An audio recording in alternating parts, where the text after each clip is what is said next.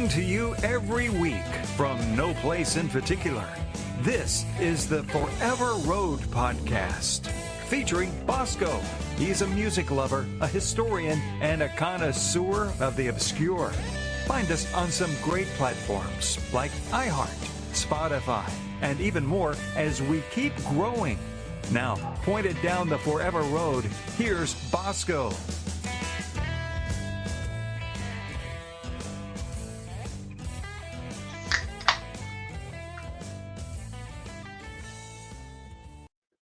Sometimes I like letting the intro play on out a little bit. We are live once again. Brother Turtle's here with us this week. He missed out last week. Hang on. There we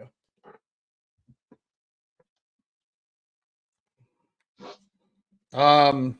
Yeah, man. It's been a long week, dude. It was a long day yesterday. It has been a long month. So what's going on, man? What you been up to? Not shit. Trying to stay alive. That's all I do. Apparently, I've been spelling Rudolph Diesel, Rudolph, wrong. I've been adding the PH instead of just the F. I think it's habit. I don't know. Yeah. Today we're going to cover Rudolph Diesel, life, his life story, his creativity, and mysterious death. And, you know, as always, this day in music, this day in automotive. And, but we'll start off with all that. And also, what we got? My new project truck. That was, man, I tell you what, if it wasn't for, and like I said on Instagram, on those videos, if it wasn't for Derek from Bad Dog Health and Fitness, I just plugged that his stuff. If it wasn't for him, honestly, I wouldn't have got that Ram Charger home.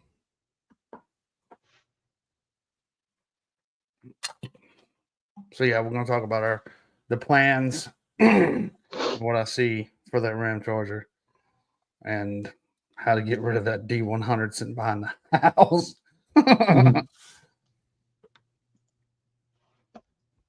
Once I get my parts out of the D100. But what you got? What have you been working on? Anything? Not getting a prostate exam. That's good. No, nothing really. I have no projects, no nothing in the fire, nothing on the back burner. I'm not doing anything. I just go to work, come home, play with kids. Pull this up. You know, I watched a couple of videos. Duct tape them to the wall. You know, nothing. Mm-hmm. Silence is golden, but duct tape is silver. Yes, sir. But yeah, I've been kicking along. I really didn't do much on the house this weekend because, we were gone all day yesterday, and then which actually Bobby helped me use let me use his car trailer. That worked out really good. And then it's still sitting on the trailer. I got to figure out how to get the front end off. I got to take the front end stuff off of the D100, put it on there, and then I'll be able to back the trailer down, or back the Ram Charger down off the trailer. So, just because how we had to load it wasn't the greatest, but we got it on there. It was pretty crazy. So we had to take the Ram Charger. It had the front wheels on it, no steering. None of the components of the steering was hooked up. So you had the tires just kind of doing this. Flopping. And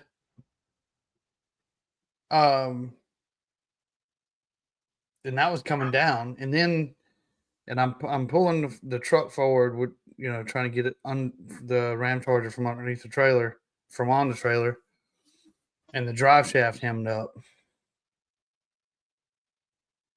and so that was fun.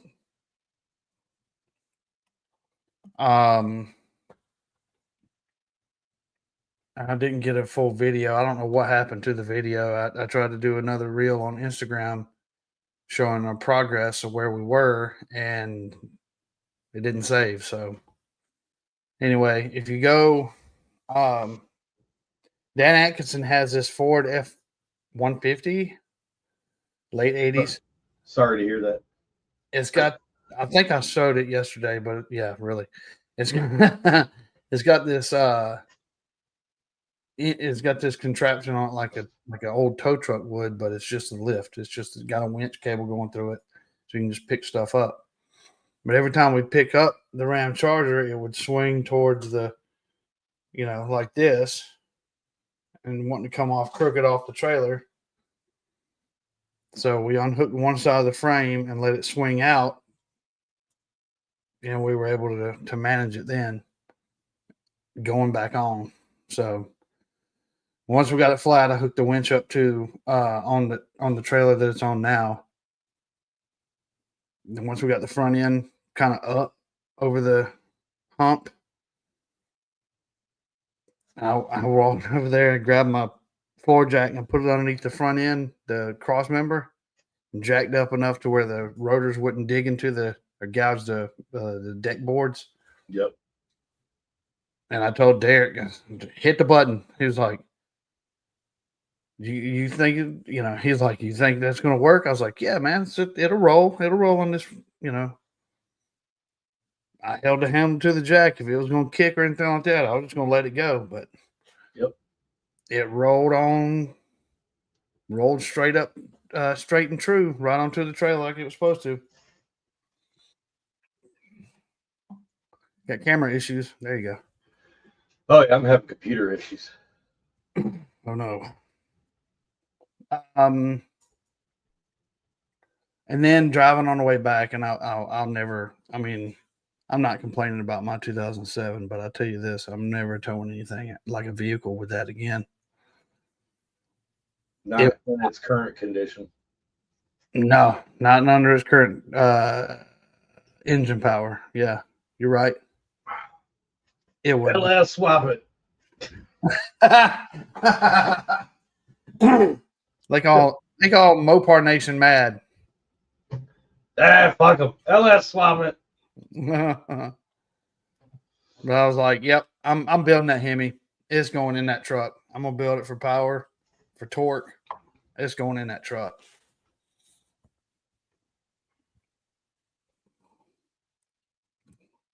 It's like I'd almost say that's like my next thing. Like, do everything I can to get the Ram Charger on all four wheels where I can steer it, put the 360 in it, and then leave it alone and build my Hemi. So anyway, hang on.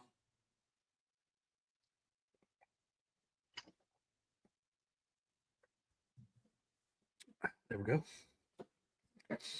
But yeah, I mean, it was just slow riding all the way up through. And I'm riding 55, speed limit's 55, but everybody does 60, 65, right? And I'm not trying to speed up and down these roads that are doing this, curving back and forth, up and down hills. And they get up behind you and then hit their bright lights and then steer right into your mirror, so you could be blinded. I'm like, yeah, that helps.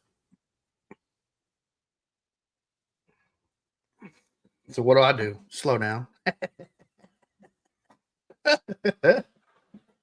Oh, you want me to speed up? Here, let me let off the throttle a little bit.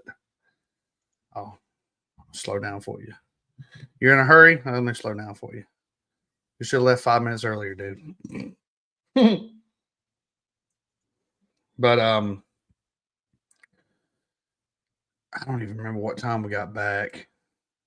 And I was so I know I was gonna get online with y'all. I really intended to. I was like, all right, let me kind of chill out for a minute, breathe, handle my animals, feed feed Willow and Masha, and I'm gonna go in here and take a shower. I took a shower, and that was it.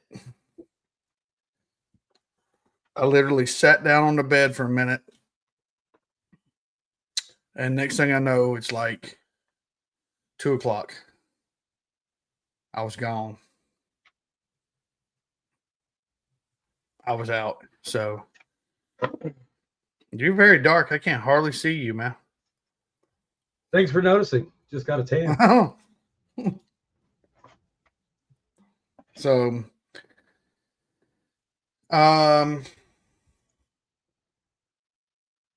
And then I got up. That's awesome.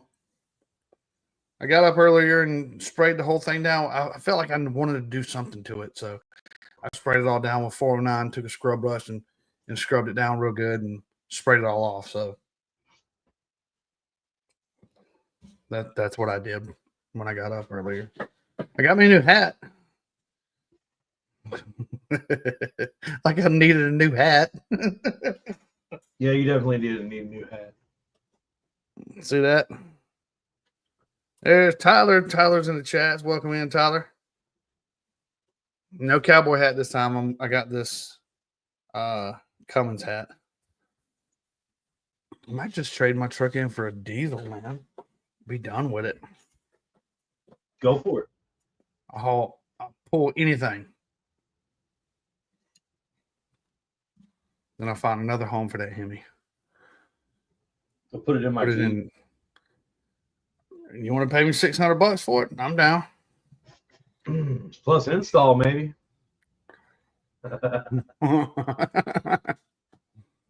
If you bought it, I'd help you install it. No problem. No, I definitely don't need your help. I remember I had to come help you install the last one.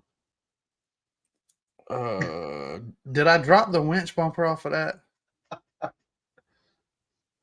I don't remember.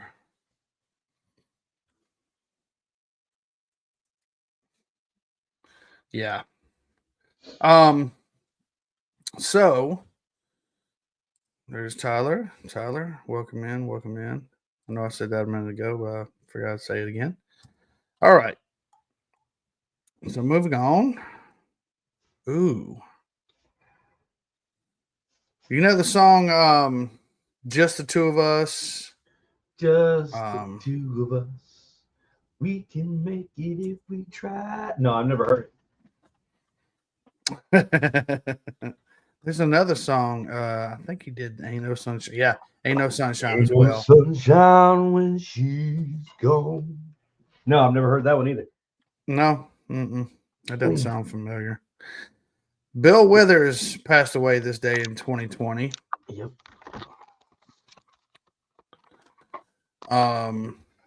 Other songs, Lovely Day, Use Me, and on Lovely Day, he set the record for the longest sustained note on the U.S. chart hit, holding the high E for 18 seconds. Wow. I guess he outdid Mariah Carey. I don't know. Because she could hit those high notes too, can't she? Mariah who? Yeah. You know, your favorite singer? What's your face? Or Tyler's favorite singer? Yeah. Oh, yep. Monitor's gone. I mean, I'm pretty sure, like, if you hit me in a certain area of my body, I'd hit the high notes too. For like more than 18 seconds. If you could still breathe.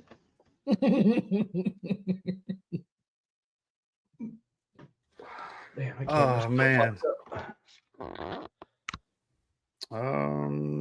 Yeah, I lost my center monitor, dude. I got far right monitor, far left monitor, center monitor is no longer available. Yeah. 2013, Phil Ramone, U.S. music producer, pioneer of digital recording, died in 2013 at the age of 79. when he won 14 Grammy Awards working with Ray Charles, Bob Dylan, Elton John, Paul McCartney, and he produced the first major commercial release on CD, Billy Joel's 1982 album 52nd Street. He'd been in the hospital for several weeks being treated for aortic aneurysm. In the other Beatles news, Paul McCartney was arrested and detained under Mental Health Act in 2007. Oh no, a man was arrested. Sorry, I read that wrong. He was arrested. Man was arrested in 2007 on the Mental Health Act. Broke into Paul McCartney's mansion, screaming, "I must get to him." It's usually the women doing that, but okay. Oh yeah, right. Guards are feared assassination attempt. I mean, is it assassination if you're not a political leader? It could be. I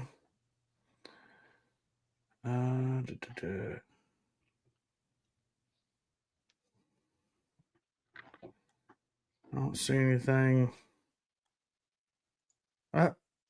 1987, Prince releases ninth studio. And the only reason why I bring up Prince is because I know his guitar skills.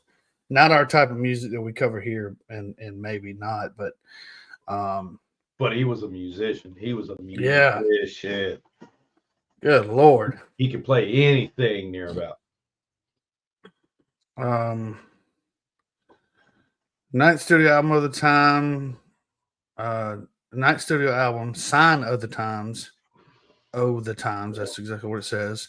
Which produced 3 top 10 singles. If I Was Your Girlfriend. Why is it dudes? Anyway, You Got the Look with Sheena Easton. Yep. The title track, Sign of the Times, in 1989, Time Out magazine ranked it as the greatest album of all time. Phil Collins, The Clash. Were you a Clash fan? There's a lot of people who were. No, we didn't mesh very well. We always clashed. Stupid.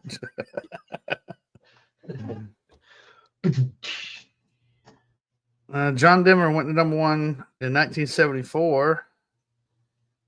The U.S. single chart, Sunshine on My Shoulders. Okay, say that 3 times fast. No, thank you. The singer's first tour, the first of 4 U.S. number 1s. He was killed in a plane crash, October 97. Kobe. The Beatles photo session for Sgt. Pepper's album.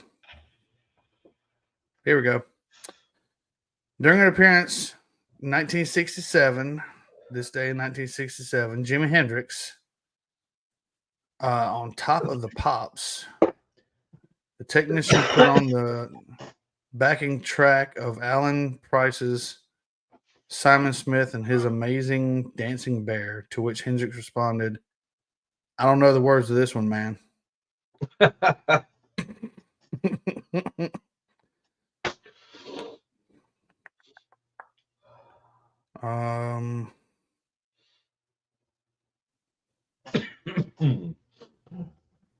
Ooh. Gracious. All right. Born on this day.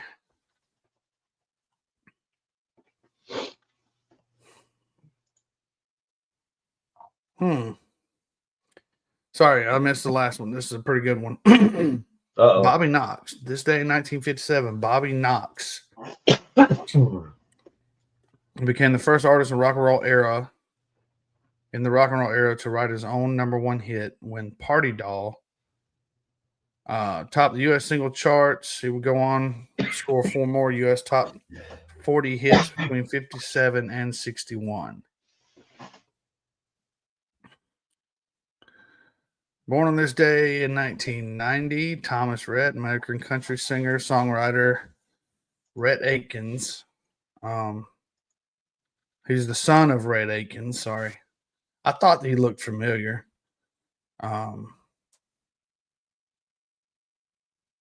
Nora Jones was born this day in 1979. You know who that is? Who? Nora Jones. You don't know who Nora Jones is? Never met her. She's you seen the movie Ted? She also did a collaboration with Ray Charles. She's got a great voice, dude. And she's cute too. I can actually say that now. You mean Ted with the bear? Yeah. Nope, never seen it. She's a singer in that.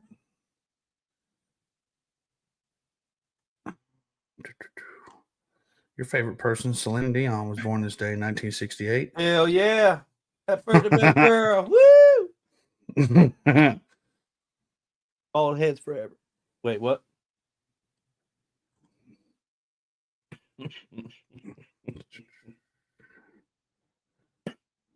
Well, I don't see. MC Hammer's birthday. He was born this day in 1962. Mm-hmm. Reverend Hammer.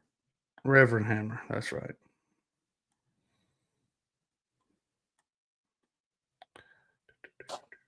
I don't really see. Uh-oh.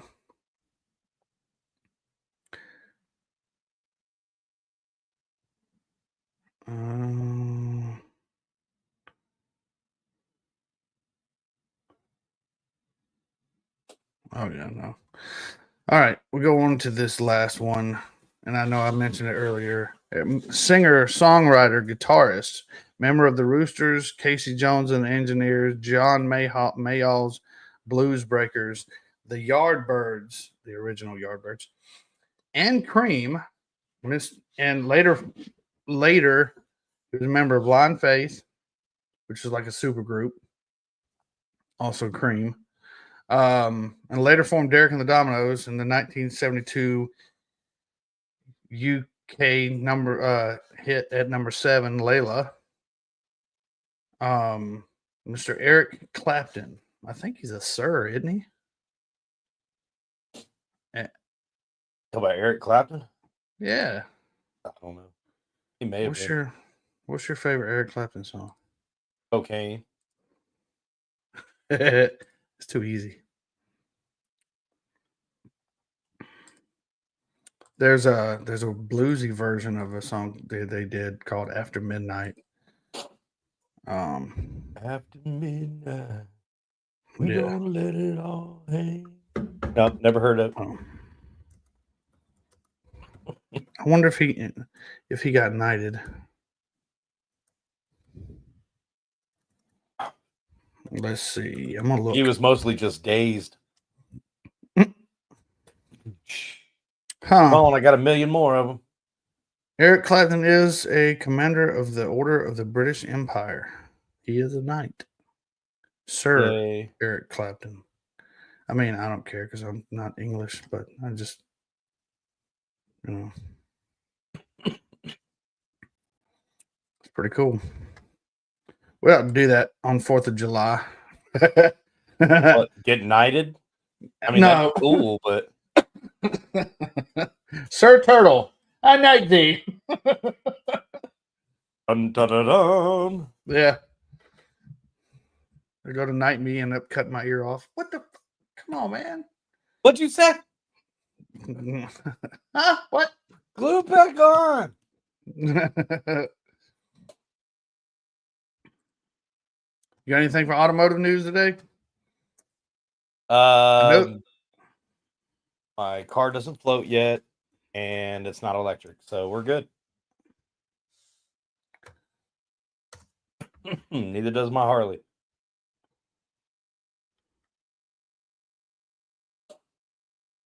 Ooh. What? Oh, yeah, that ain't got nothing to do with today. I usually get the emails, but I ain't checked my email today. Email for what? the automotive news Oh. or the automotive history, this day in automotive history. Heard.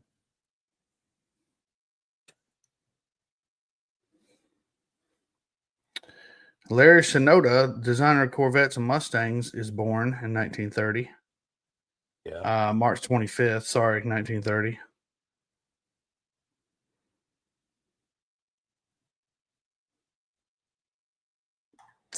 Well, which we covered last week. We covered Rudolph.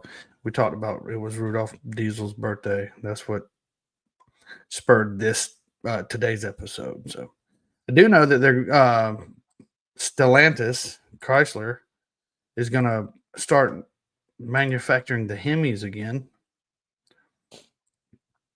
I do know that. Cool. Yeah. I'm not buying one. No brag, but I'm bragging because it's rare. The wife is making fried chicken. Do people in Canada know how to fry chicken like this? I wonder if Canadian fried chicken is different. I don't know. Go ask the Colonel. Never heard of it as Turtle's new slogan. Yeah,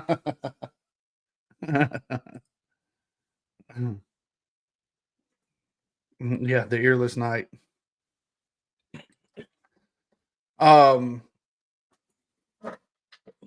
Yeah, tell me how that works out, Tyler. Too bad he's not on any social media. Who's that? Canadian? Tyler. At least that's what he said anyway. Could be true. There's times where I wish I wasn't on social media. Yep. So. But you'll never be famous if you're not on social media. So name me. What's your favorite diesel? Do you have a favorite diesel engine or manufacturer? Anybody that runs a diesel truck that you look and you go, ooh, I want one of those? Nope.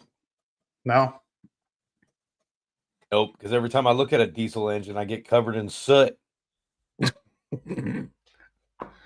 Well, I could tear down a full V8 in navy whites and not get a single drop of dirt on me. All I gotta do is crack the hood open on a diesel truck, and I'm fucking wearing winter blacks. Well, you could thank the one inventor, Rudolph Diesel, for that. Rudolph Christian Carl Diesel. Or if you want to say it correctly, it'd be Diesel in German. Apparently, he was French-born German Bavarian inventor, mechanical engineer who invented the diesel engine, and that's our episode. Okay, he was actually Bavarian. Yeah, not German, but Bavaria became part of Germany. So Rudolph is that? I don't think so. But you don't what?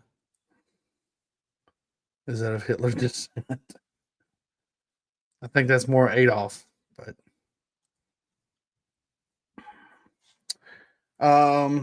he was born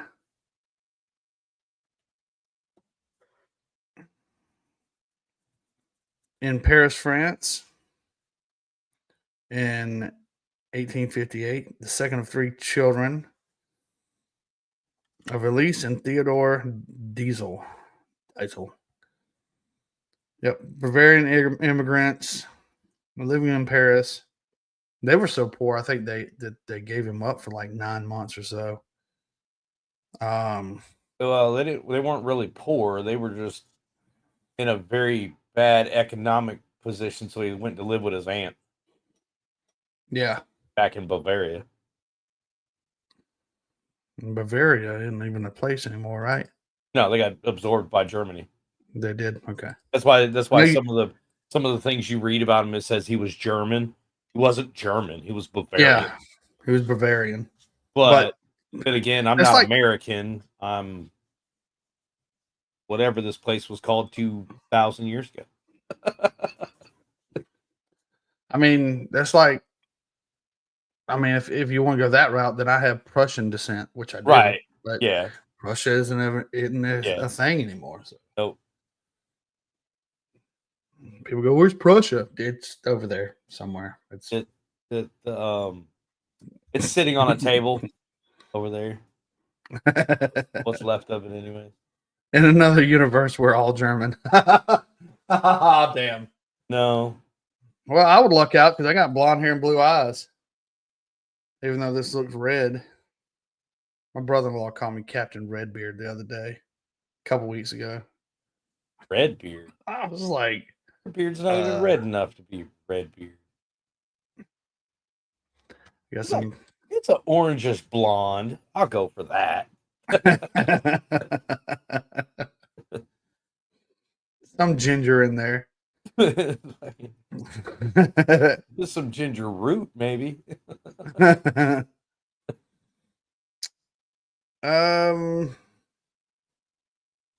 Let's see. He left his hometown of Augsburg, Bavaria in 1848. I guess that's Theodore Diesel. He met his wife, a daughter of a Nuremberg merchant, in Paris in 1855. And his father became a leather goods manufacturer. Yep.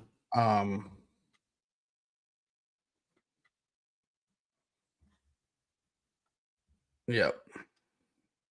He was given away for first 9. Dang. Yeah, my German's coming out. Check that out, huh? Schweinhunds. Can't say that, man. God. It's German. I didn't think they'd catch it.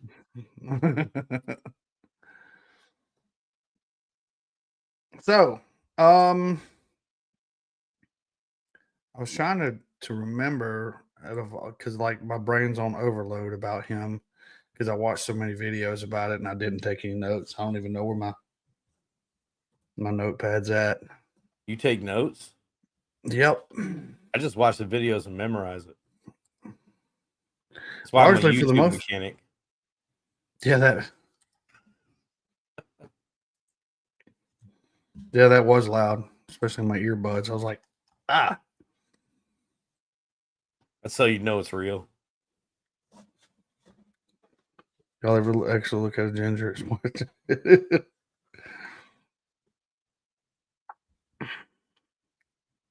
Yeah, I know it. So, at the outbreak of the Franco-Prussian War,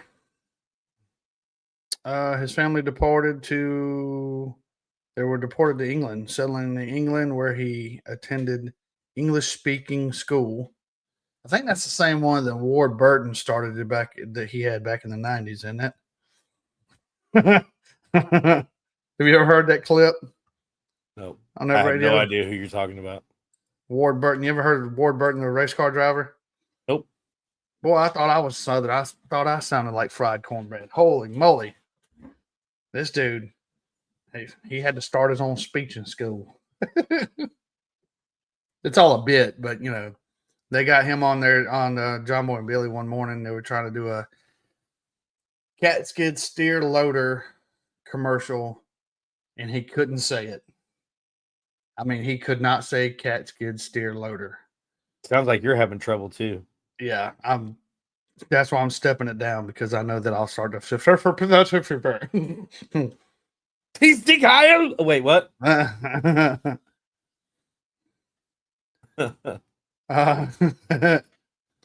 So,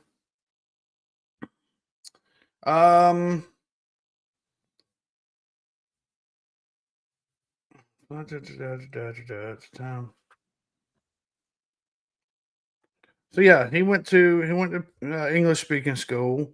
Diesel's mom sent him to Augsburg to live with his aunt and uncle, Barbara and Christoph.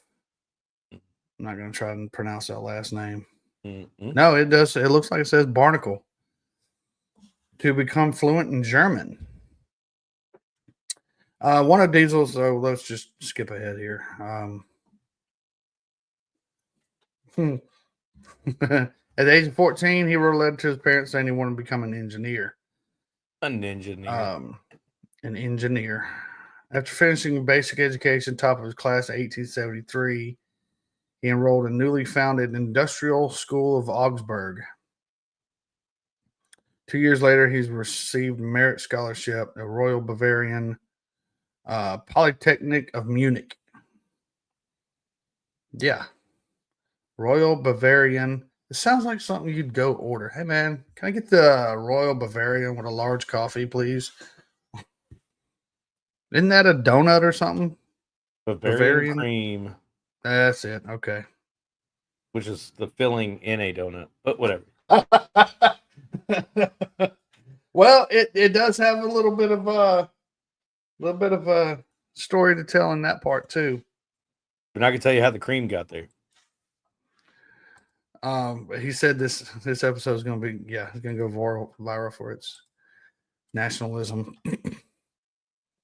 Yeah, I might get dinged and booted off of YouTube. We had to go to what's the other one? Oh gosh, there's another streaming platform. I can't remember what it's called now. Twitch? No, not that one. Hey, at least the other new one. Least likely to get banned for saying some shit. Yeah. You don't have mama and daddy looking over your shoulder for every episode. I'm trying to remember what it's called. I think I had the app for it. Maybe not on this phone. Oh, yeah. It rhymes with tumble. YouTube hates them. Tumblr? No. It's Rumble. I mean, ain't like I get paid for this anyway. I don't care. Or we get paid for this anyway. I'd rather not really fool with any sponsors or anything like this. I like the way we got it. One of his professors was Carl von Lind. He was able to graduate his class in 1879 because he fell ill with typhoid fever. I think he ended up marrying Lind's daughter or something like that, didn't he? I know he worked for Lind at the factory where he met a lady, Maria. Okay, Martha Flausch. He continued to work for Lind, gaining numerous patents in both Germany and France. In early 1890, he moved to Berlin. I've been there. You ever been to Germany? Yes. You have? Okay. I didn't know if we, in 10 years or so, we've known each other. I don't know if we've ever talked about that. I found a box with a bunch of pictures from when I was a kid, and it's different, like outside of Mozart's house and throughout Austria, and the picture of King Ludwig's castle, the one that Disney modeled his castle after. Yeah, I've been inside that castle. I can remember seeing it's a castle. Of course, I'm a little kid at that time, and I can remember seeing all the furniture and all the art and all the stuff throughout there in Austria. It was pretty wild. I don't think they let us take pictures inside the castle for whatever reason. I don't know. Once you get in the security layout. Yeah. So he was a great inventor. He, like I said, he got all the patents. Moved to Berlin with his wife and kids. Rudolph Jr., Hetty, and Eugene to assume management of Lind's corporate research and development department and to join several other corporate boards. I'm trying to figure out when or what year it was that he. At the time, so not many people know this. We haven't been on fossil fuels, oil, in the grand scheme of things. The whole timeline of the Earth and everything like that. we weren't running off of fossil fuels that long. I mean, just a short period of human time. It was all well oil up to a certain point, up to about this time. They were trying to figure out. He was trying to figure out a better way for engines, because now we're having internal combustion engines arrive on scene. Everything up to this point was coal burning or steam powered. The ships back then. Think of the Titanic. Matter of fact, he would write. He actually missed that part. He was actually scheduled to be on the Titanic, and he had a meeting at the last moment he had to go to, and he missed the Titanic. He would actually write in his journal or his diary, I guess on that day, missed the Titanic. Now what am I gonna do? I'm stuck in London or wherever he's from, wherever he was at. I'm stuck here, missed my ship, missed my ride.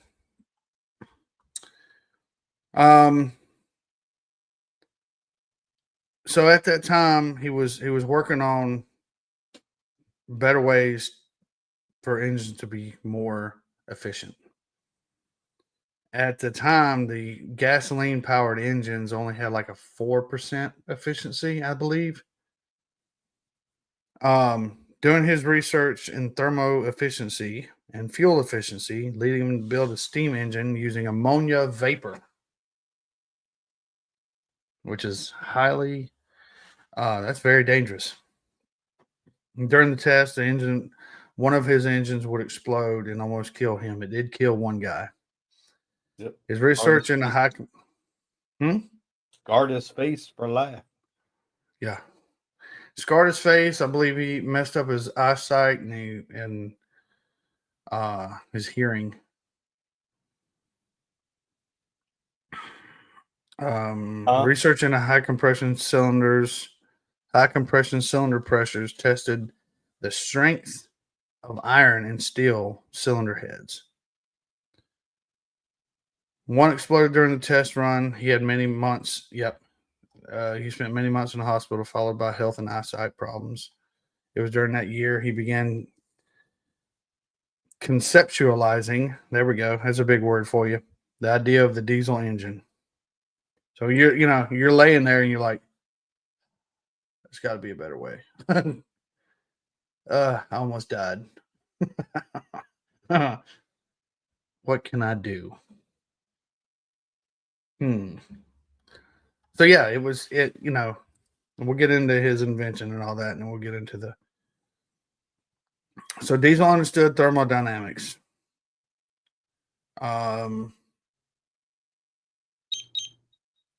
knew that 90% of the energy available in the fuel was wasted in the steam engine. His work in the engine design was driven by the goal of a much higher efficiency ratio. See, like what I was saying. I was trying to find where it said, and for those of you that don't know, I don't know if anybody's really, our listeners, how many of you are mechanics or how many of you know about how gasoline power works. And there was a joke, explanation in layman's term is gasoline is spark bang, diesel is squeeze bang, which is essentially what it is. So the cylinder comes up, it compresses the air and fuel, and there's a spark, and then boom, that explosion sends the cylinder back down, which keeps the engine, rotating. Well, the way the diesel engines are made, and I've seen some huge diesel engines. The way diesel engines are made, they don't have a spark. Spark plugs like in your everyday vehicles. Diesel engines burn more efficiently. More of the fuel is in, I think it takes less fuel, but it creates more power. So it squeezes and compresses the air fuel, and that compression creates that heat, which causes the explosion. And now you have, just an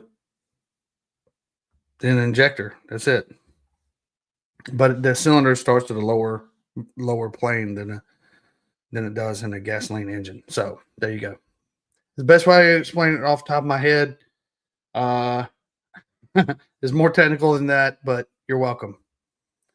So squeeze bang is diesel, spark bang is gasoline.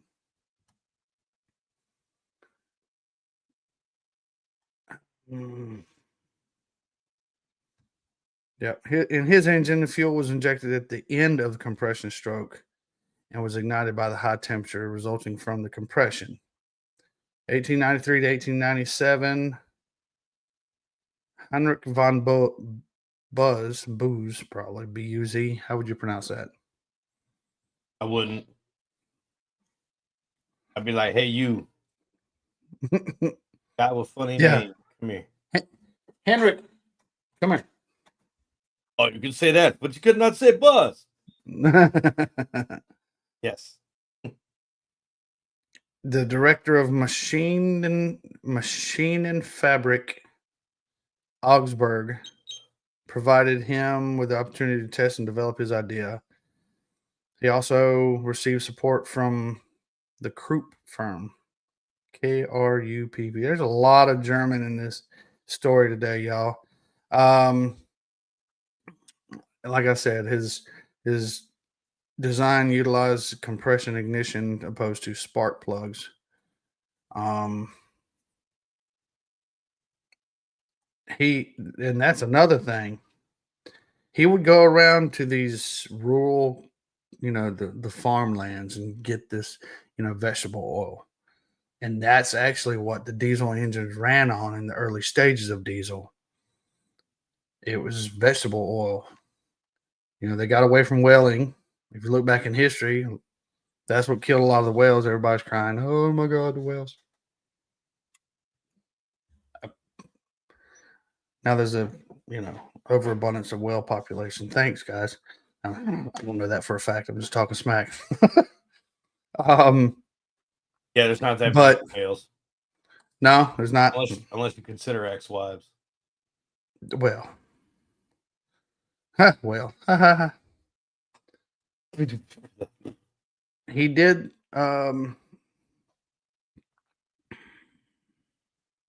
his first, that's where I was looking for. His first successful diesel engine, motor 250-400, was officially tested in 1897, featuring a whole whopping 25 horsepower, 4-stroke, a single vertical cylinder compression, having just revolutionized the engine manufacturing industry. It did become an immediate success, with royalties amassing great wealth for him. The engine is currently on display at the German Technical Museum in Munich. So if y'all ever get a chance to go by there, check that out. Besides Germany, Diesel obtained patents for his design in other countries, including right here at home in the United States. Well, not here in Georgia, but we should go visit. We should go visit sometime. Go visit Munich. Yeah. What are you doing next week? That'd be cool. I actually have plans. I don't remember what they were. I feel like I'm supposed to do something. I can't remember what it was. I got big plans. Anyway, he was in the weekend after that. I won't be available. Oh yeah, why not? I'll be in Angel City. Oh, well, it's that time of year again, huh? Yep, second weekend in April. He was inducted to the Automotive Hall of Fame in 1978. So everybody that rolls coals or everybody that hates guys that roll coal, y'all can thank this guy here. Thanks, Diesel, for making very good motors that are really dirty, I guess. I mean, it's more efficient than gasoline. I mean, I don't hate diesel motors. If I could have a diesel mechanic on standby just so I don't have to work on it, I'd be all right. You got one on standby. It's right here. You're looking at him. Yeah, but it takes you 30 minutes to get up to get moving. And then we might see you on later.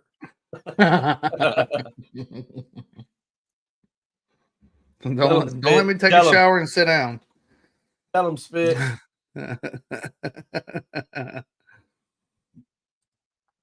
On the evening, so here's the disappearance and deaths, mysterious part, and we'll go into the myths behind it. It's only a mystery if you don't understand how governments work. I mean, right? On the evening of September 29th, 1913, he boarded the Great Eastern Railway steamer. I guess he didn't have a diesel engine in that ship yet. The SS Dresden in Antwerp. On his way to a meeting of the Consolidated Diesel Manufacturing Company in London. He ate his dinner, went to the cabin about 10 p.m., leaving a word to be called the next morning at 6:15. Dude, 6:15, you ought to be at work by then. Come on, homie. Says who?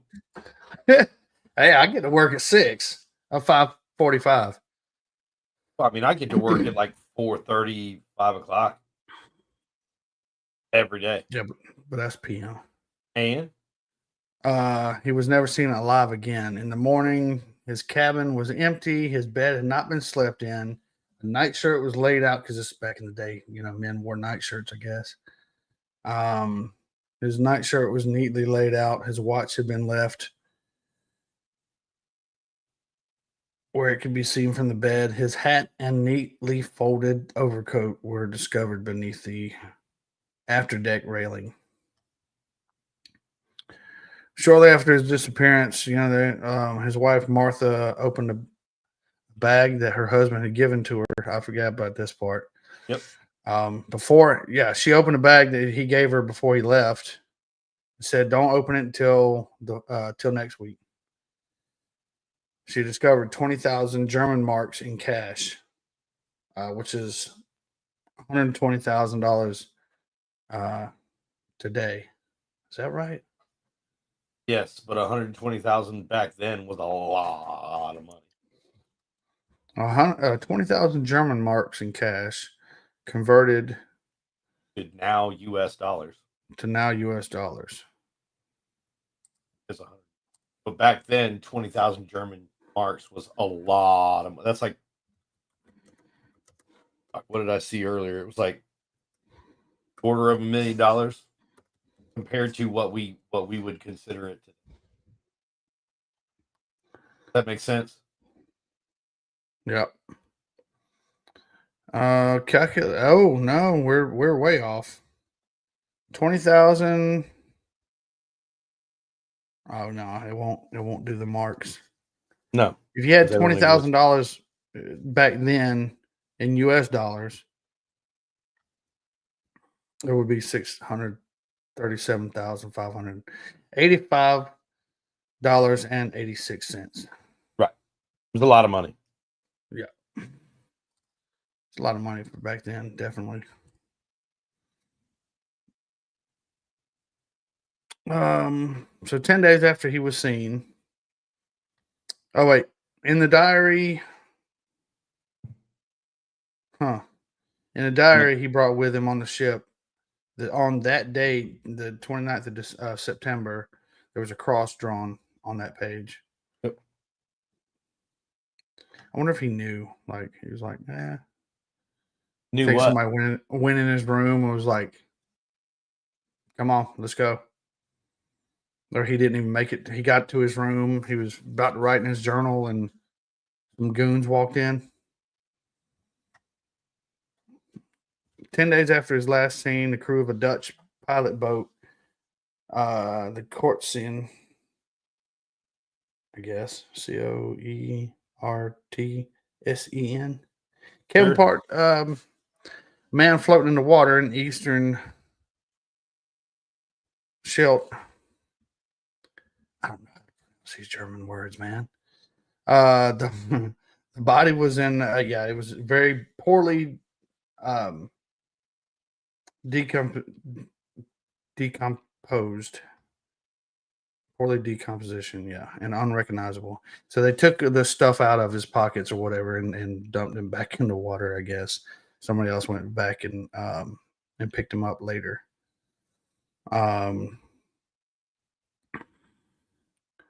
Yep. On his person was a pill case, wallet, ID card, pocket knife, eyeglass case, and they returned the body back to sea on 13th of October. His son Eugene identified them as belonging to his father. 5 months later, March 1914, his wife went missing in Germany. I did not know that until just now reading this. Yep. Huh. There are various theories explaining his death. Some, according to a biographer in 1978, that things won't quit popping up, have argued that they died by suicide, that he died by suicide. Another line of suggestions said he was murdered. The Germans actually tried to get him to side with them, for them to have sole control of the design of the diesel engine, and he refused. Apparently, he knew what was up. He's like, man, I ain't helping y'all.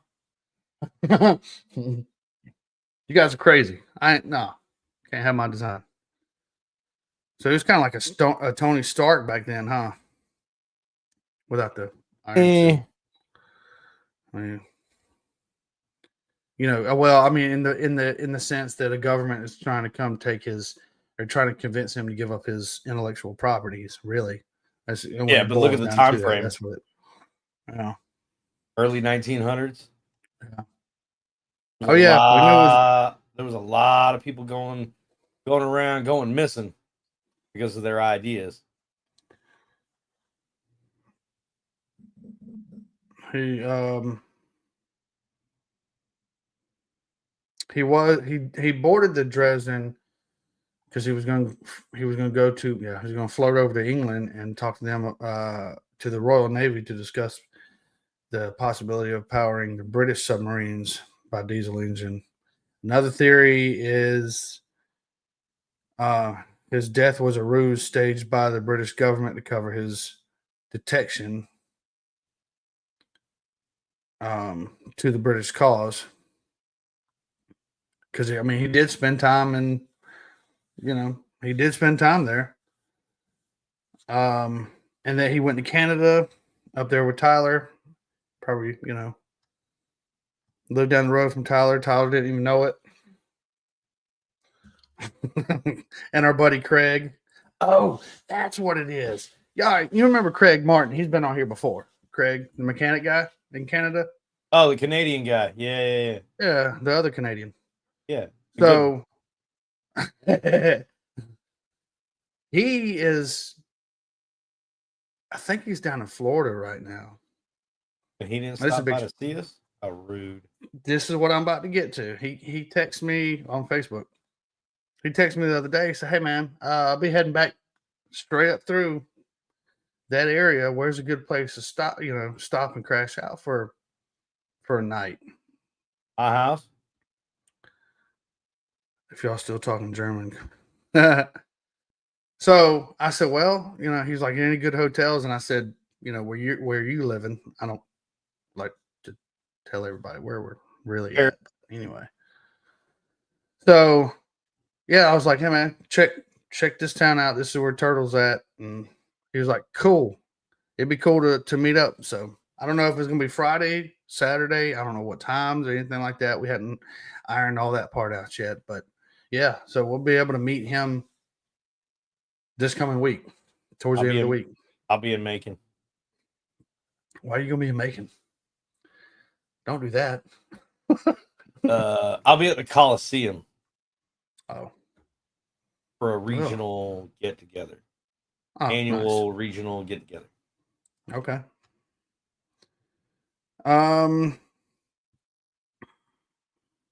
So yeah, they said that he possibly went to Canada, that the British government helped cover which kind of makes sense if you go missing and into hiding, go back and get your lady. Or if you don't really like her, then just leave her where she's at. No judgment here. I don't know. I mean, it kind of. If I'm gonna start a new life, I'm gonna start a new life. And the reason why I say it that way is because, like, say for instance, my situation right now, wife, Okay. 3 kids, my father lives in this house. If for some ungodly reason I needed to get away and start a new life, I'm not bringing them with me. No. That's 5 more lies I got to keep up with. I already got to tell my own lies. I can't keep up with their lies too. Does that make sense? Yeah, I got to come up with a whole new identity. I've been calling my kids this for years. That's why spies never get married. Yeah. Too many lies to keep up. True. Yeah. I mean, there again, if it's just his wife, his kids are grown by this point, right? See y'all later. Yeah, but we're talking about women in the early 1900s. I don't know, man. I think they that's kept their mouths shut a lot more than they do today. I admit that, but they still talk. I bet you the sandwiches were better back then too. Yeah, because the wives actually made them. Just playing. I'm just playing. Yeah, we just got canceled right then. I would never let my wife make me a sandwich. She'd probably try and poison me. Use mercury or arsenic. I said that he went to Canada and worked for the Vickers shipyard in Montreal and was responsible for the sudden acceleration and its ability to produce successful diesel engines for submarines. Nope. Didn't happen. I lack evidence to prove that one. In 1950, Megokichi Yamoka,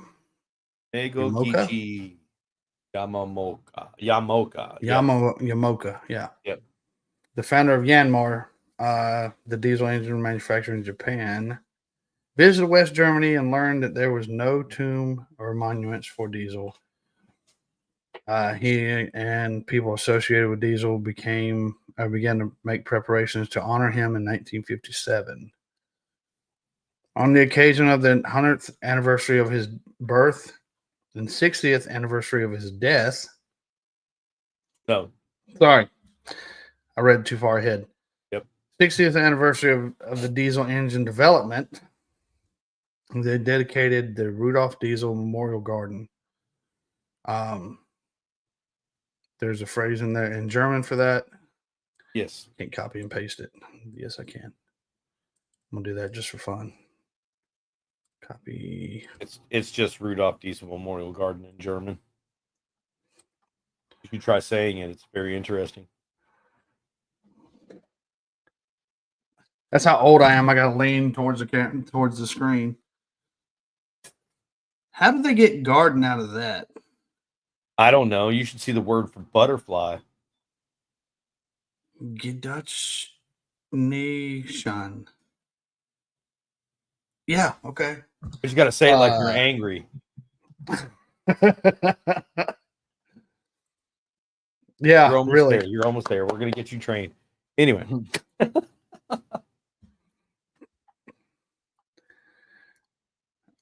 Yeah, I mean, even with German heritage, Prussian heritage, I'm still like, nah, man, I can't do it.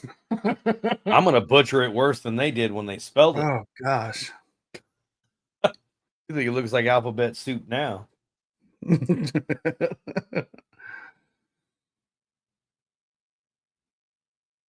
After his death, the engine underwent much development and became very important replacement for the steam piston engine. Obviously, we know all the applications. You have them in your trucks, you have them in submarines, you have them in ships, you have them in almost every military troop carrier, every single one of them, including tanks. Oh, yeah. Diesel engine had the benefit of running and more fuel efficiency than any other internal combustion engines suited for motor vehicles, allowing more heat to be converted to mechanical work. That's why I'm such a big fan. Diesel was interested in using coal, dust, or vegetable oils as fuel. His engine was run on peanut oil. That's what it was, peanut oil. I At thought it was the vegetable. what World's Fair in Paris? Yeah. Yep. It was displayed using peanut oil. Primary fuel used in diesel engines is the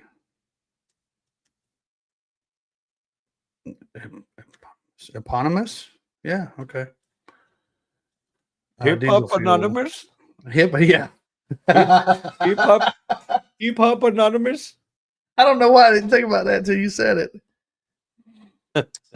Derived from the refinement of crude oil, diesel is safer to store than gasoline because a flashpoint is not as it is flammable, but the BTU factor plays way into effect. Like you could, like the fumes of diesel fuel isn't that combustible. Oh, but it's dirty. Flash, yeah, it will not explode. I mean, unless you mix it with stuff like. Never mind. I'm not going to give anybody any ideas on here. I don't want to be called into court. And you say, Mr. Yeah. Well, it's like I could tell you the how to make homemade C4, but you could just look it up yourself if you want to get both arrested. Yeah. I ain't going to do it. You won't hear that from me. Now, if we're talking face to face in private, sure. Excuse me. Gracious. Sorry about that. You buttoned it. But see, there was another theory that I'd heard. Ooh, tell me. About his death and mysterious disappearance and death, that Rockefeller had a lot to do with it, because Diesel was trying to convince the world to turn away from the gasoline burning and showing, and obviously proof that, hey, diesels run better and more efficient than gasoline internal combustion. And that upset Rockefeller. Why? Because Rockefeller had his little greedy.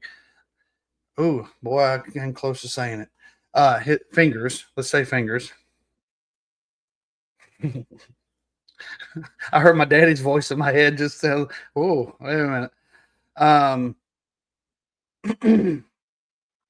He had his greasy little fingers in the oil.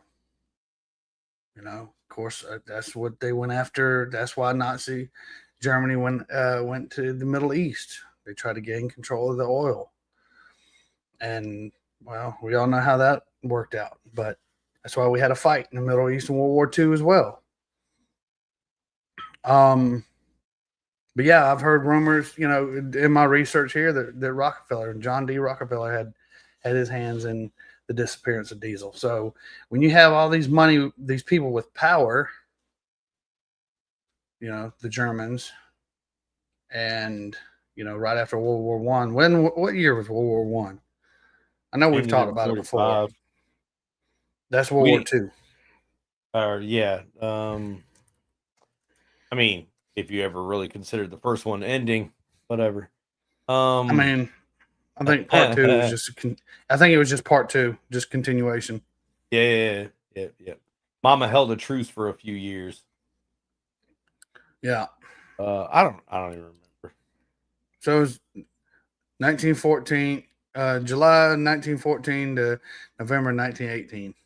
Yeah, that sounds right. Yeah, I was trying to think because I was like, I know it was early 1900s, but I don't remember how early. But that sounds. So this is after his death, then. So yeah.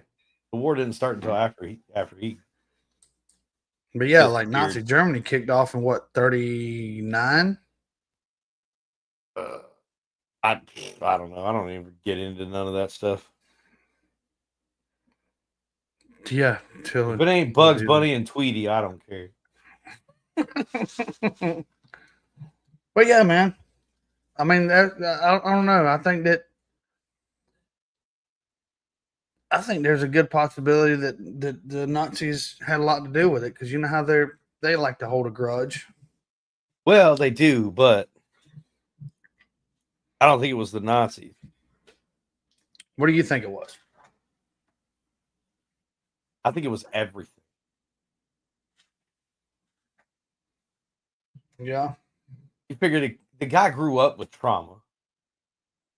Trauma relates to psychosis of some sort, right? So he's Okay. already paranoid. What was his Because- trauma? Where did his because- trauma stem from, though? He had a pretty good upbringing, and he went to excelled in school. That doesn't mean And he it's, didn't have trauma. know, He grew up during a wartime. Late 1800s in Bavaria, there was wars. That's why Yeah, they the fled to Bavarians. France. Yeah. So Yeah. yeah. So there's a lot going on. All right. Right. He had some kind of trauma from early life.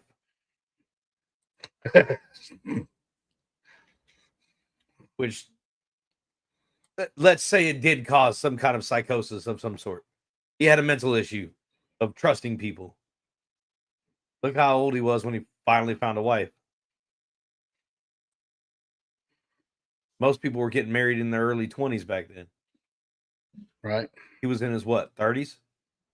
I think so. You see what I mean? He didn't trust people.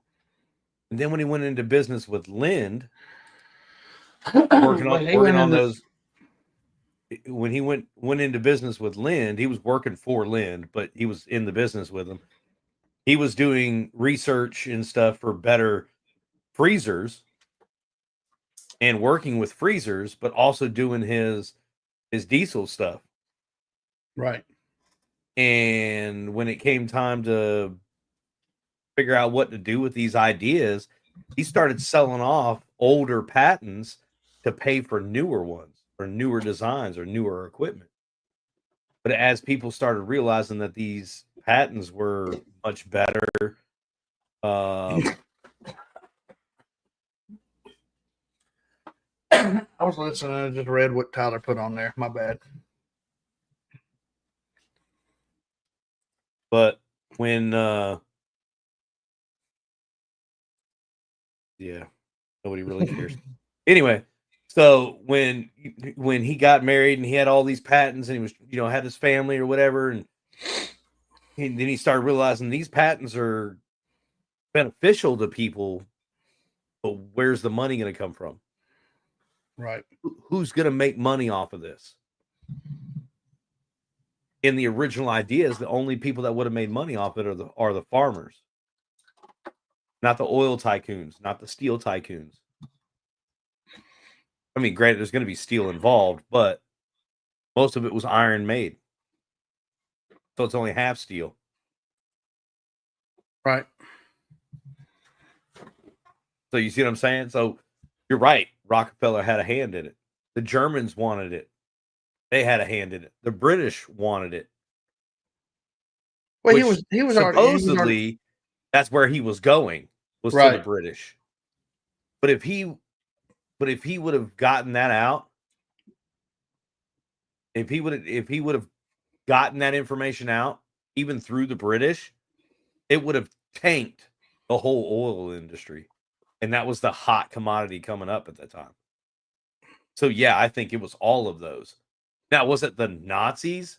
No, I don't think it was the Nazis. I think it was just the German government itself. The Well, at that time, pre-Nazi yeah. Germany. At that time, when did Hitler go into power? Not soon Well, that enough. was later. Yeah. Not soon enough for that instance. There Oh, was and Tyler, I only said that I don't care because we were trying to have a conversation about this guy, not a background on you. Oh man. I mean, we're trying to keep the podcast yeah. about the podcast and not have sideshows. That's what I'm here for. But yeah, I think it was 37. Or was it Kaiser Wilhelm? Wasn't he still in power in Germany at that time? Ooh.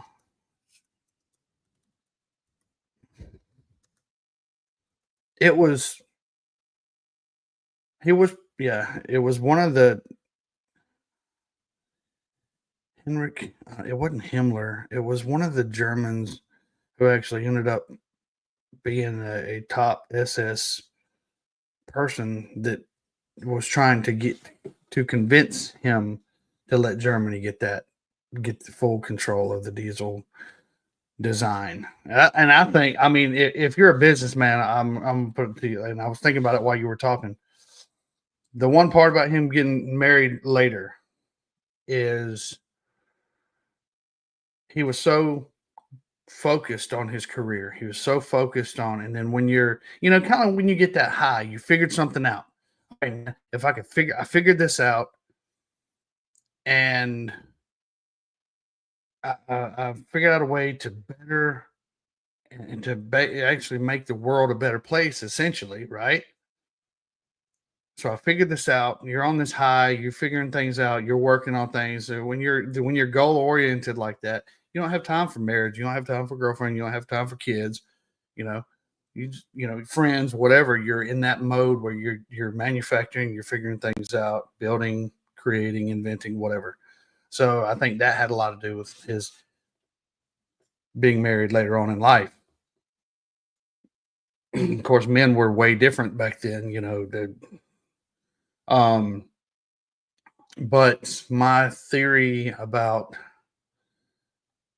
it for me, it goes one or two ways. Either Rockefeller really had his hands in doing something, or let me finish typing this out. In 14. Yep, Kaiser Wilhelm II. He was cousins to the King of England at the time.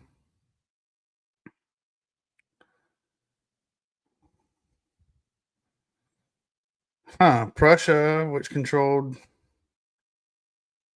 a significant portion of the German territory, remained a powerful entity within the empire. Well, dang. Anyway, so I think that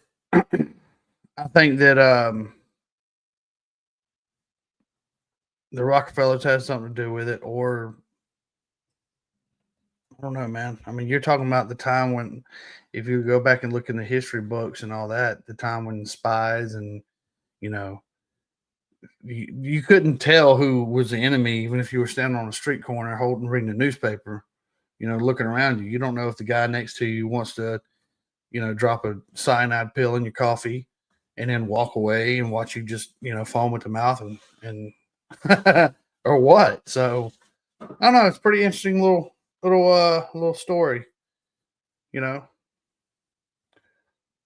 unless something changes or something on some kind of piece of document is found somewhere.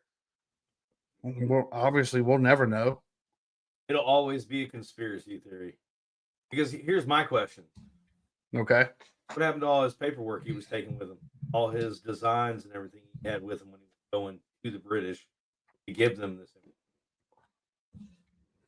Oh yeah, I mean, and the article doesn't say anything about it.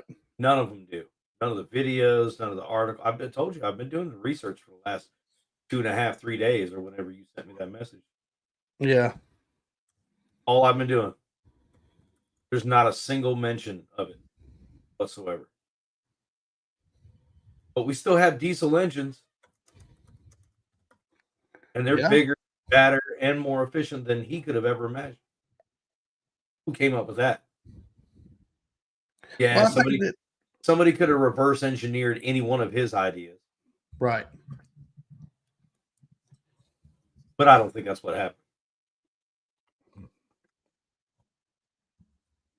It's too convenient. It's too convenient.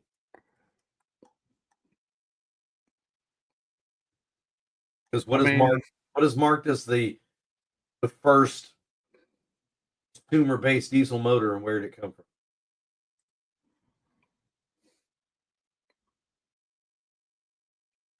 It didn't come from diesel. Come from Cummins, didn't it? I don't know. Some farmer has it, I guess. That's what I would assume. Is how that's kind of what he was building, anyways.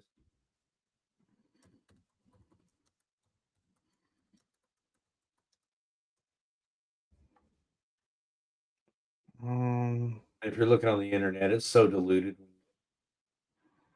Yeah, there's nothing. It just keeps circling back to Rudolph Diesel. Is not saying who. I Mhm. thought Cummins. Why Cummins is that? was the first one. Yeah. Somebody Now they're covering something up. is. Information doesn't go in loops unless Yeah. it's complete information. And when you still have a question, when you get back to the top, Because I even typed it. I typed it a different way in the search. yep, Who has the first modern diesel engine, and it circled right back around to him. yep, cover up. Yeah, it's possible. And the only way to have a deep cover up like that is if you have all the information, or there's more than one person that has information. It'll come out eventually. Either way, he was killed for it.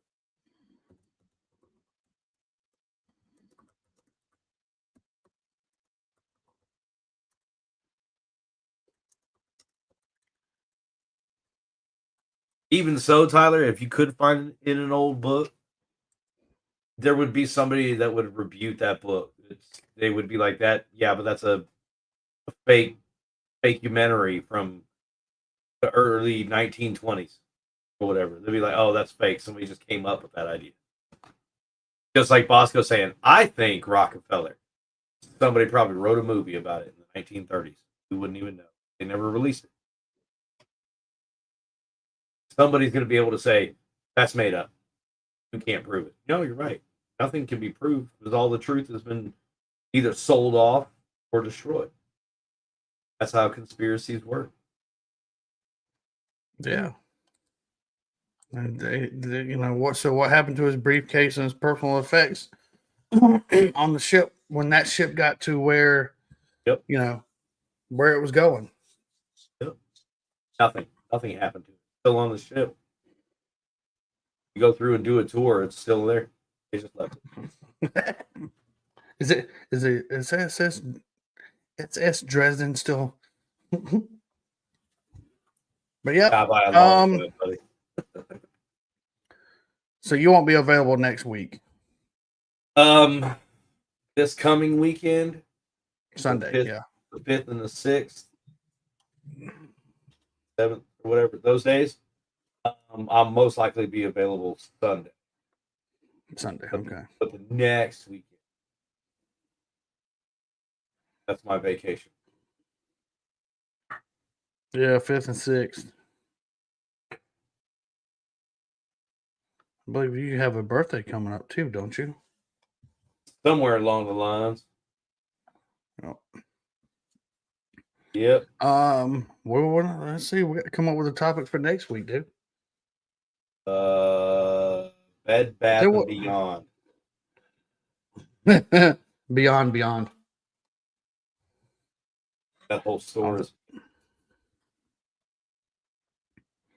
But yeah, so yeah, we'll figure something out. If you come up with an idea. See, we've done true crime. It'll be the first of the month. April. I don't know. I'll think about it over the next day or so. We can talk about the actual New Year's Day and why it's called what it is called now.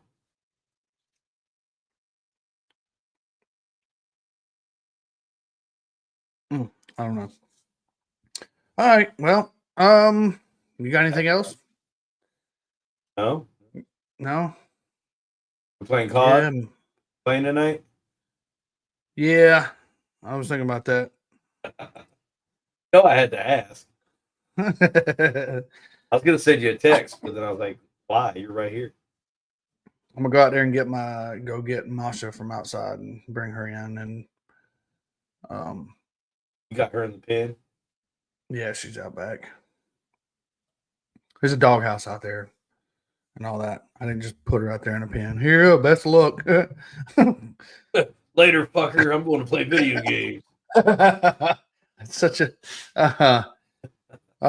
she's getting a lot better as far as being in the house and not, you know, pooping or peeing in the house. So I'd say blasting her ass everywhere. Yeah, she's gotten real good at that, man. She'll walk over to the door and she's got to go outside. Yep. Sometimes I think that I'm like, all right, you need to go outside. No, she's sat there looking out the door, looking at the cat. Mm-hmm. Want to go play. And I'll say this. People say that, oh, pit bulls are so vicious. Oh my God, they're so crazy. The outside cat, Willow, she had 4 kittens last week. Little bitty. You know, I'm allergic to cats. That's why I don't have cats in the house. Pit bulls are crazy. Do you hear the background noise at my house? Yeah, but hang on. That's a Dotson. So Masha discovered that Willow has babies now. And every time I let her out or we walk past that, she walks over there real gently, believe it or not, real gently because she knows there's babies. And she just looks down inside the little bed I made up for him. She looks down in there and she just sits there and watches them. You know, and I reached down there earlier the other day. I picked one up and held her, and she looked at it and she licked it. And she just sat down looking. She looked back at me and looked back at the kitten and looked back at me. I said, yeah, you see the baby? She just, yeah. And I put the baby back down. Then I had to go wash my hands because I'm allergic to cats. So he's like, Daddy, it's not big enough yet. Put it back. It's not dinner yet. It's just an appetizer. That's rude. Put it back. It's not done cooking. It's so weird, the bond that Willow and Masha have. That Willow will walk out there and sit by the pen and just look after, you know, she'll walk out there and then whenever she gets tired of hanging out there, she'll walk back over here to babies, make sure they're all good and stuff like that. So, yep. That's kind of why I'm like, you know, you don't have to come get Willow. You know, her and Masha are friends. So, whenever I sell this place and move, I might have to take Willow with me, or keep one of Willow's babies or something. If the ex comes to get Willow, and you know, but anyway. Yep. Yeah, this week I've got a little bit work to do to hustle to get that Ram Charger off that car hauler, so I get that trailer back to my buddy Bobby, and then I could always yank it off with my Jeep. I mean, I could do that. I have a winch on the front of the General, but I don't want to break anything. Oh, I was gonna yank it off. Just do like 35 across your backyard, snatch a rope right off of the trailer. No. I guarantee it'll work. Oh yeah, it'll work definitely, but no. I don't want to tear up my truck. I don't just have a couple of small dents. You'll be all right. That brings another question to mind. Uh-oh. I wonder what the wheelbase is. Anybody got a large forklift? Yeah, if I had a forklift, that'd be great. One of those big giant forklifts. Not like a regular forklift, you know, like those ones that can lift 50,000 pounds but can't roll over a thumbtack. Not those. We want the kind with the aired up tires. Let's see. The garbage truck. It gets the dumpsters. We've used those to get a vehicle off of a trailer. Oh yeah. Yep.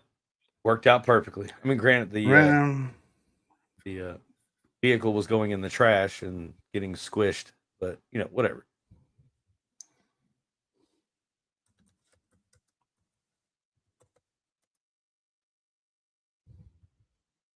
So the Ram Charger was 106-inch wheelbase. the Dodge D100.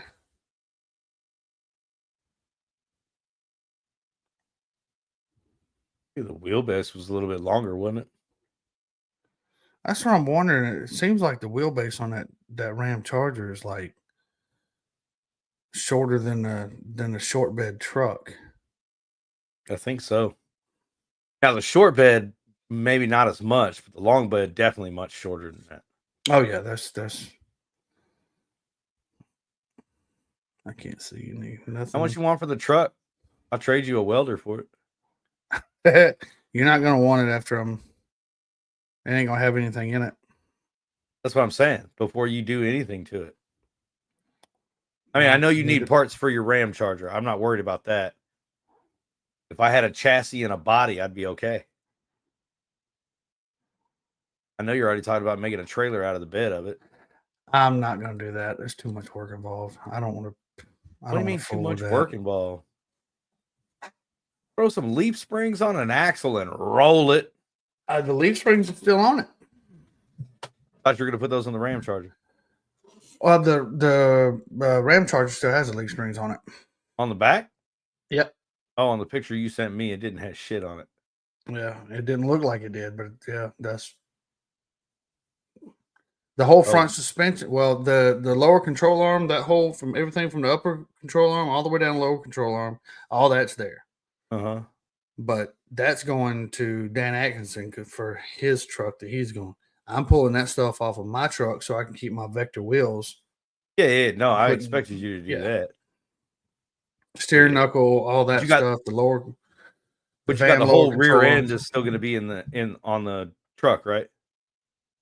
No, the Ram Chargers, it has a rear end from underneath the red truck now. I'm not, but that's what I was saying. Yeah. Throw a rear end underneath it with some leaf springs and boom, tow it. Yeah, you're done. That's what I was saying. I mean, you got to put a tongue on it, but still. Yeah, I mean, bend the frame in, put a tongue on it, rock and roll. Gone. Put a brace, Yeah, do that. Let me know when you get done. I'll come get it. I'll give you a welder for it. No. I gotta get I'm gonna get somebody to bring me a welder over here. But all right, let's get out of here so we can play Call of Duty. Yeah, let's go. Thank y'all for being in the chat. Tyler, basically the whole show. He's like our #1 fan. I appreciate it, man. I thank you for being in. Join us again. Why did I think you were going to trade a personal?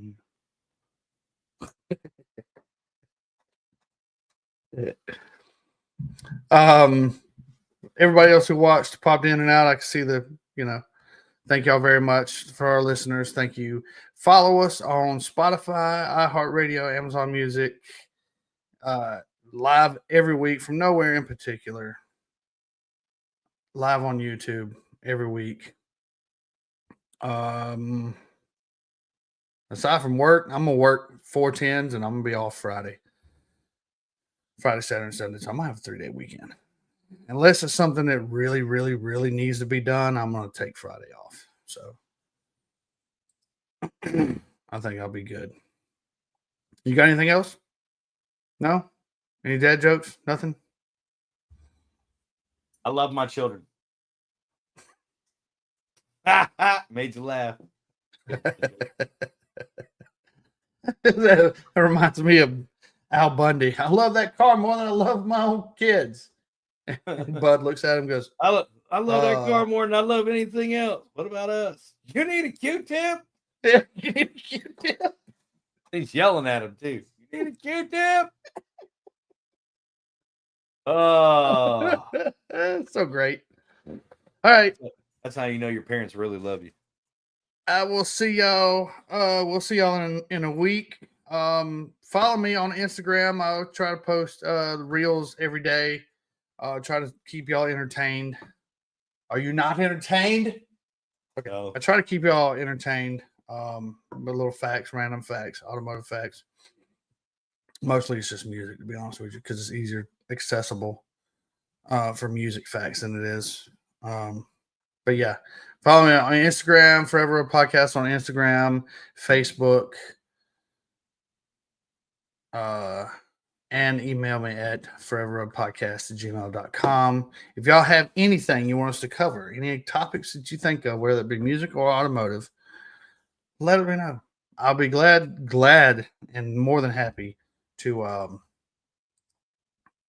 do you say? To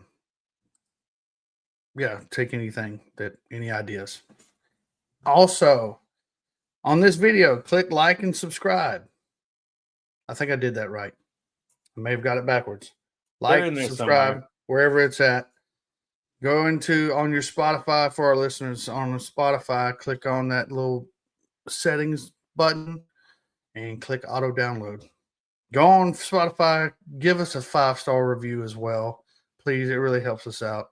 And I am greatly, greatly appreciative. So, that being said, love y'all. I hope you have a great week. Y'all stay safe. We got some storms running through the central Georgia area earlier on this week. But wherever you're at, please stay safe. Y'all have a great, wonderful week. That's all I got. Yeah, that's it. We'll see y'all. We'll see y'all on Instagram. All right. Love y'all. Peace.